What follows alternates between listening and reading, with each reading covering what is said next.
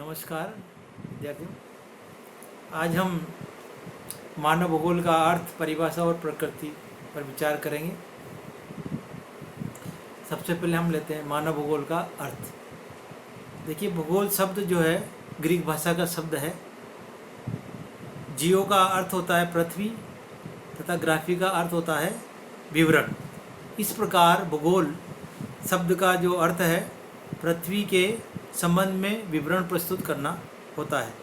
हार्टसन के अनुसार भूगोल पृथ्वी की सतह की विविधताओं के सही, क्रमबद्ध एवं तार्किक निरूपण तथा व्याख्या से संबंधित है। भूगोल न तो पूर्णतः प्राकृतिक विज्ञान है और न ही पूर्णतः सामाजिक विज्ञान। इस समस्या के निराकरण हेतु भूगोल की दो प्रमुख शाखाएं मानी गई है। पहला है भौतिक भूगोल तथा दूसरा है मानव भूगोल। मानव भूगोल भूतल पर जनसंख्या के उद्भव, वृद्धि, वितरण, संरचना एवं क्रियाकलापों का अध्ययन करता है। इस अध्ययन में मनुष्य एवं प्राकृतिक वातावरण के अंतर संबंध का परिस्थिति के संदर्भ में विश्लेषण होता है। मानव भूगोल शब्दावली की प्रेरणा रेडजेल की पुस्तक एंथ्रोपोजियोग्राफी से ली गई है। तत्पश्चात वाइडर डिला ब्लास ने अपनी पुस्तक प्रिंसिपल डी जियोग्राफी ह्यूमैनी में मानव भूगोल को मनुष्य तथा वातावरण के संबंधों का अध्ययन कहा है, और इस प्रकार तब से ही मानव भूगोल ने अपना स्वतंत्र रूप ग्रहण करना शुरू किया। अब हम लेते हैं मानव भूगोल की परिभाषा। मानव भूगोल के जनक फ्रेडरिक रेडजेल के अनुसार मानव भूगोल के दृश्य सर्वत्र पर्यावरण से संबंधित होते हैं, जो स्वयं भौतिक दशाओं का एक योग होता है। कुमारी सैंपुल के अनुसार मानव भूगोल अस्थायी पृथ्वी और चंचल मानव के पारस्परिक परिवर्तनशील संबंधों का अध्ययन है। विडार डिला ब्लास के अनुसार मानव भूगोल पृथ्वी और मनुष्य के बीच पारस्परिक संबंधों का एक नवीन विचार प्रदान करता है, जिसमें पृथ्वी को नियंत्रित करने वाले भौतिक नियमों तथा इस पर रहने वाले मनुष्यों के पारस्परिक संबंधों का अधिक संश्लेषित ज्ञान समाविष्ट है।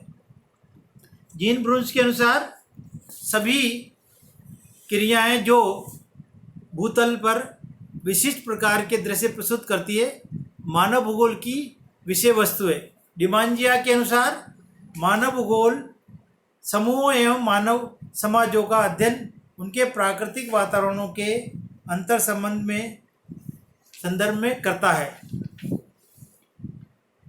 इस प्रकार हम देखते हैं कि सभी परिभाषाओं में या सभी विद्वानों के अनुसार जो मानव भूगोल है वो मनुष्य के प्राकृतिक तत्वों के साथ में या प्राकृतिक वातावरण के साथ में जो समायोजन है या अंतर संबंध है, उन सब का अध्ययन करने वाला विषय है।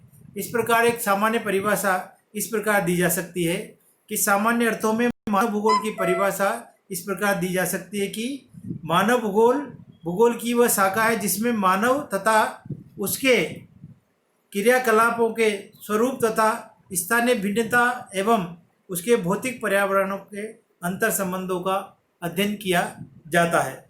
तो इस प्रकार से जो मानव भूगोल की परिभाषाओं हैं उनसे हमें ये स्पष्ट हो जाता है कि जो मानव भूगोल है उसके अंतर्गत हम मनुष्य और भौतिक वातावरण के अंतर संबंधों का अध्ययन करते हैं।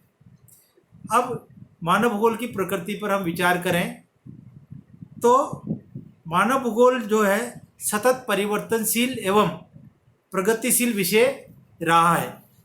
विगत 3 दशकों में मानव भूगोल के विषय वस्तु, विधि तंत्र तथा दर्शन में महत्वपूर्ण परिवर्तन हुए हैं। इन परिवर्तनों का प्रभाव इतना व्यापक रहा है कि इन्हें मानव भूगोल की क्रांति की संज्ञा दी जा सकती है। सन 1950 तक मानव भूगोल के तथ्यों की व्याख्या कार्य कारण संबंध एवं तार्किक विश्लेषण पर आधारित थी। सिद्धांतों, परिकल्पनाओं एवं शुद्ध मापन का प्रयोग बहुत कम होता था। सिद्धांत रूप में निश्चयवाद तथा संभववाद का ही प्रयोग होता था। उसके बाद मनुष्य एवं पृथ्वी तल के संबंधों का वास्तविक निरूपण मानव भूगोल में उचित प्रकार से संभव हुआ। संभववाद की अतिवादी विचारधाराओं के निराकरण हेतु नवनिश्चयवाद का उदय हुआ तथा अनेक अभिनव प्रवृत्तियों ने जन्म लिया। 1960 के दशक में मानव भूगोल में गणितीय विधियों या मात्रात्मक विधियों का प्रचलन तीव्र गति से बढ़ा है। मैकार्टी, ग्रेगरी, कोल एवं किंग, गैरिसन एवं मार्वल, बेरी, स्मिथ जैसे विद्वानों ने भूगोल में सांख्यिकीय विधियों के प्रयोग कर मानव भूगोल के अन्वेषणात्मक स्वरूप को जन्म दिया है। इसी समय भूगोल में मॉडल प्रयोग भी तीव्र गति से बढ़ा है। बस्तियों के संबंध में क्रिस्टालर का केंद्रीय स्थलीय सिद्धांत, लोइस द्वारा प्रतिपादित आर्थिक भूदृश्य, वेबर का औद्योगिक के स्थानीयकरण का सिद्धांत तथा आइजर्ट द्वारा प्रतिपादित प्रादेशिक विज्ञान संबंधी कार्य महत्वपूर्ण है। इन सभी प्रयोगों से मानव भूगोल में परिपक्वता आई है तथा इसका महत्व अन्य सामाजिक विज्ञानों में बढ़ा है।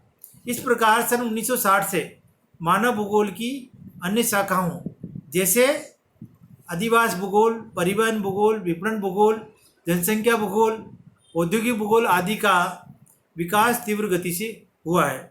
1970 के बाद से मानव भूगोल में मानव कल्याणकारी दृष्टिकोण का तेजी से विकास हुआ है। इस प्रकार यह स्पष्ट है कि मानव भूगोल की प्रकृति गत्यात्मक है, निरंतर परिवर्तनशील है। इसमें निरंतर नए नए प्रयोग और नए नए सिद्धांतों को जन्म दिया है।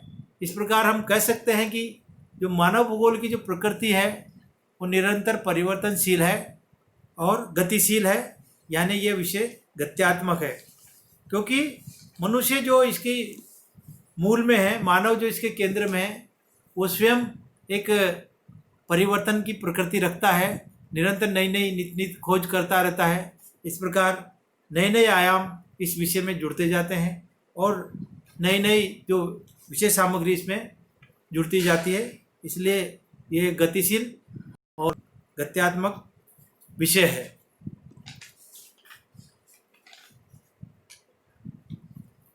जब हम इसके विषय क्षेत्र की बात करते हैं तो इसके जो विषय क्षेत्र है, इसके 3 आधारभूत सिद्धांतों से हम इसको समझ सकते हैं। जो इसमें पहला सिद्धांत है अंतर संबंध का सिद्धांत, दूसरा है क्षेत्रीय विभिन्नताओं का सिद्धांत और तीसरा है पार्थिव एकता का सिद्धांत। ये जो तीनों सिद्धांत है ये मानव भूगोल की विषय सामग्री को इंगित करता है, क्योंकि हम इस विषय में उन सब बातों का अध्ययन करते हैं जो इन तीनों सिद्धांतों में आ गई है।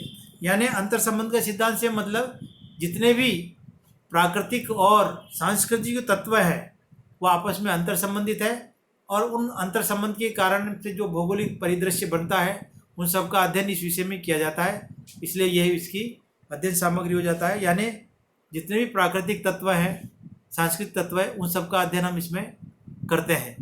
इसी तरह से क्षेत्रीय विभिन्नताओं का सिद्धांत, यानी जितना भी क्षेत्रीय विभिन्नता पृथ्वी पर देखने को मिलती है उन सब का वितरण इस भूगोल के मानव भूगोल के अंतर्गत किया जाता है। और तीसरा जो पार्थिव एकता का सिद्धांत है, यानी पृथ्वी पर रहते हुए मनुष्य और अन्य जो तत्वों के बीच में एक एकता स्थापित है, यानी एक प्रकृति के नियमों के तहत वो कार्य करते हैं। तो इस तरह से जो मानव भूगोल की जो प्रकृति है वो परिवर्तनशील है। धन्यवाद।